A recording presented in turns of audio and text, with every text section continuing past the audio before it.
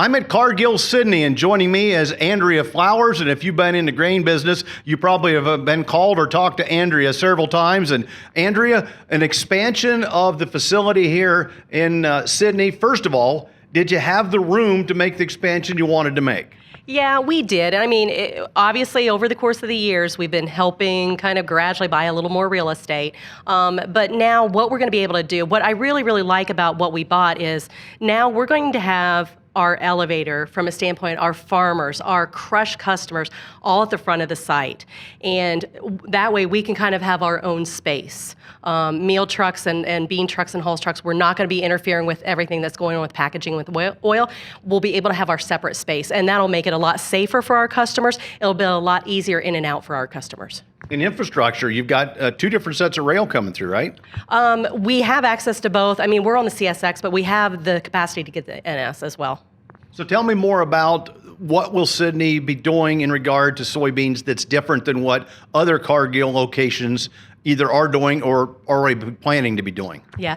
For us, it's really nice for us. We're a fully integrated plant. So we're taking soybeans and we're going all the way through a finished product. And it's really nice for us because it's a great story for our farmers to be able to say, hey, my soybeans went to that oil that is going to that restaurant or going to that store. And it's a really exciting story that a farmer gets to tell people. For us, because we are fully integrated, it's just a story that not all of our sites get to tell. And it's a great one. And what's really helped to position you for this, you've already got sites that are very site specific. This is all we do. And you've actually been taking some of their product in the past in order to do some of the packaging. So you need this expansion right here in one place. Yeah, we do, because it's not like the population's getting smaller.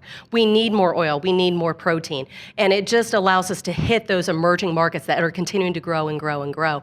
And now it's just going to allow us to have a broader reach into that food business in this area. And then again, some of the industrial we do as well. We do a little bit of biodiesel. We do a little bit of, in Ohio, there's a lot of binders and things like that. So we get into that industry. And then we get into a little bit of the biodiesel business as well. And those things are going to continue to grow as well. It allows us more capacity to get into some maybe businesses and markets we've not seen in the past. And when you say not seen, this renewable diesel that we've been talking about in the markets for maybe as much as a year, it kind of snuck up on us out of California for their demand. All of a sudden, everybody looked at what they were willing to pay because of what they could get out of it, and it's all going west. Yeah, it is. And, so for us, because of where we sit, when you look at where we sit in Ohio, we're within about 80% of the population, within a day's driving distance of about 80% of the U.S. population.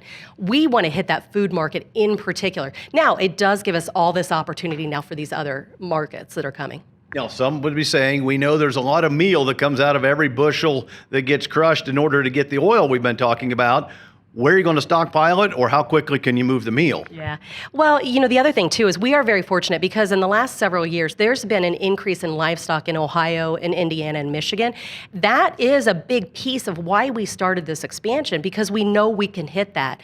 And then you just continue to see the southeastern market grow and grow and grow with chickens and hogs. We're going to be able to service this local area as well as continue to service that growing industry in the southeast. Anything else I missed? It sounds like a pretty complete story on, when will you be up and running? When's the new facility fully in place and functioning? Yeah, we expect to start running the new site next summer. So we're about a year out. End of June, beginning of July is what we're hoping for right now. Really excited. It's going to be a great, big, wonderful, efficient dump. Farmers are going to love it. It's going to be great. So how soon are you going to start contacting farmers about committing their beans to the new facility? Oh, yesterday. We've been doing that. We are all over it. We're all over it. Want them right now. Want to know right now that you're committed because they've made commitments for the future. I've been visiting with Andrea Flowers, and we are at Cargill in Sidney.